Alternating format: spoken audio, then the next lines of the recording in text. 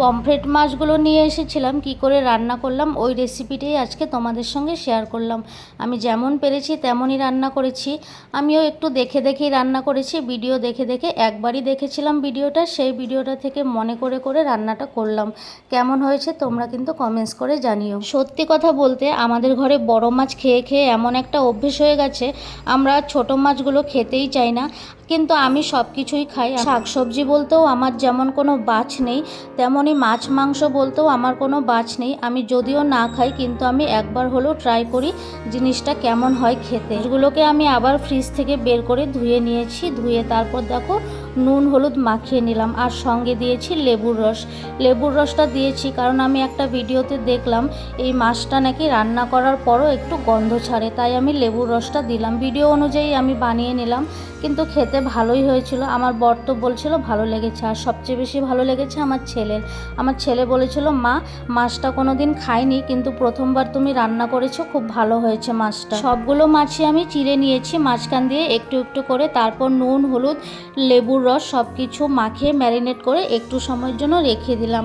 কড়াইটা বসিয়ে দিলাম, কড়াইয়ে একটু নুন দিয়ে দিলাম যাতে না ফোটে। আর এদিকে কিন্তু একসঙ্গে আমি পাবদা মাছগুলোতেও নুন হলুদ মাখিয়ে রাখলাম। সবার ফার্স্টে পাবদা মাছের তরকারিটাই করব, যার জন্য দেখো পাবদা মাছগুলো ভেজে নিচ্ছি। আজকে আর পাবদা মাছের ঝাল করব না, পাবদা মাছের আজকে ঝোল করব আলু আর বেগুন দিয়ে।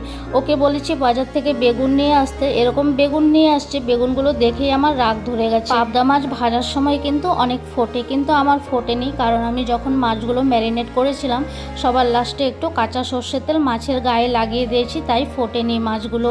যাই হোক, আজকে রবিবার, আজকে একটু আমাদের ঘরের এসিটা সার্ভিসিং করা হচ্ছে। দেখো লোক কিন্তু চলেও এসছে, সার্ভিসিং করা হচ্ছে এসিটা। আর আমার ছেলে ওইদিকে দাঁড়িয়ে আছে। আজকে রবিবার ছিল, ও বাড়িতেই ছিল, তাই কাল রাতে বলে রেখেছিলাম আজকে এসিটা একটু সার্ভিসিং করিয়ে দাও। আমাদের এমনিতে নতুন এসি এখনও 1 বছর হয়নি, তাও আমরা সার্ভিসিং করিয়েই নিলাম। প্রথমে 4টার মতন মাছ ভেজে নিলাম, তারপরে দেখো আবার যা বাকি ছিল একবারই সবগুলো দিয়ে দিলাম।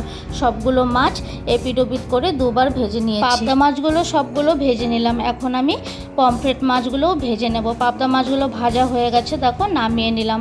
আর পমফ্রেট মাছগুলো তো ম্যারিনেট করে আগে থেকেই রেখে দিয়েছি। আর বেগুন নিয়ে এসছে বরমশাই, বেগুনগুলো দেখো বেগুনের কি অবস্থা। বাজারে বলছে বেগুনই পাওয়া যাচ্ছে না, যাও পাওয়া যাচ্ছে তাও এরকম। আমার তো এই বেগুনগুলো দেখলে সত্যি অনেক রাগ ধরে। একটা আলু কেটে রেখেছি, ছোট ছোট 2টো আলু কেটে রেখেছি, আর একটা বেগুন কেটে রেখেছি।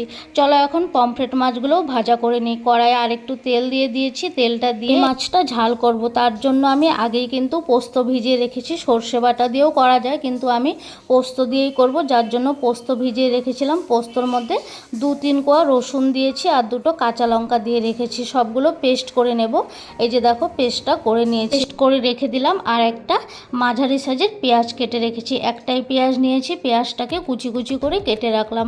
পমফ্রেট মাছগুলোও ভাজা হয়ে গেল, নামিয়ে নিচ্ছি। প্রথমে ভাবলাম পাবদা মাছের ঝোলটা করব, যার জন্য আলু বেগুনও কেটে রেখেছিলাম, কিন্তু না, এখন ভাবলাম আগে পমফ্রেট মাছের ঝালটাই করে নিই। দেখো কড়াইয়ে আবার তেল দিয়ে দিলাম। তেলটা গরম হওয়ার পর 2টো কাঁচা লঙ্কা দিয়ে দিয়েছি মাঝখান থেকে চিড়ে, আর দিয়ে দিলাম কালো জিরে। কালো জিরেটা দিয়ে তারপর দিলাম পেঁয়াজ কুচি, কেটে রাখা পেঁয়াজ কুচিগুলোও দিয়ে দিলাম। দিয়ে একটু নাড়াচাড়া করে হালকা ভেজে নেব, একদম বেশিও ভাজবো না, একদম কমও ভাজবো না। আর আজকে তোমাদের আমার ভিডিওর কোয়ালিটিটা হয়তো একটু সুন্দর লাগছে, দেখতে ভালো লাগছে, কারণ আমি আজকে ভিডিওটা করছিলাম আমার বরের ফোন দিয়ে। প্রথমে তো আমার ফোন দিয়ে ভিডিওটা করছিলাম, তারপর ও আজকে বাড়িতে ছিল, তাই ওর ফোনের ক্যামেরাটা বেশি ভালো, তাই ওর ফোনটা দিয়েই ভিডিওটা করছিলাম। নতুন একটা ফোন কিনেছে, আমার থেকেও ভালো ক্যামেরা, তাই ওর থেকে চাইলাম ওর ফোনটা একটু দাও, ভিডিও করব। পেঁয়াজগুলোকে হালকা ভেজে নিয়ে তারপর তো তোমরা দেখলে পোস্ত বাটাও দিয়ে দিয়েছিলাম, দিয়ে তারপর ওটাতে দিয়েছিলাম হলুদ গুঁড়ো আর লঙ্কার গুঁড়ো। সব মশলা একসঙ্গে দিয়ে সুন্দরভাবে কষিয়ে নিয়ে একটু সময় ঢাকনা দিয়ে রেখে দিলাম। ঢাকনাটা সরিয়ে দেখলাম মশলা থেকে তেল ছেড়ে দিয়েছে, তাই এখন একটু নাড়াচাড়া করে এটার মধ্যে দিয়ে দিচ্ছি জল। জলটাকেও সুন্দরভাবে এখন ফুটিয়ে নেব। একটু সময় ফুটিয়ে নিয়ে তারপর সবার লাস্টে এখানে মাছগুলো দিয়ে দেব। দেখো জলটা কিন্তু ফুটে গেছে, এখন মাছগুলো সব একে একে করে দিয়ে দিচ্ছি। আজকে রান্না করলাম পমফ্রেট মাছের ঝাল পোস্ত বাটা দিয়ে।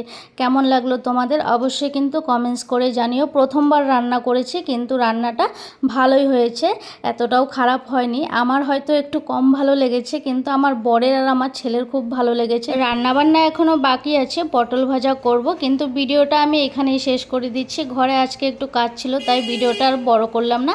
আর এই দিকে দেখো পাবদা মাছের ঝোলটাও হয়েছে আলু বেগুন দিয়ে। এই যে পমফ্রেট মাছের ঝালটা দেখতে কিন্তু সুন্দর লাগছে। ভালো লাগলে লাইক করো, শেয়ার করো, চ্যানেলটিকে সাবস্ক্রাইব করো। Tata, bye bye.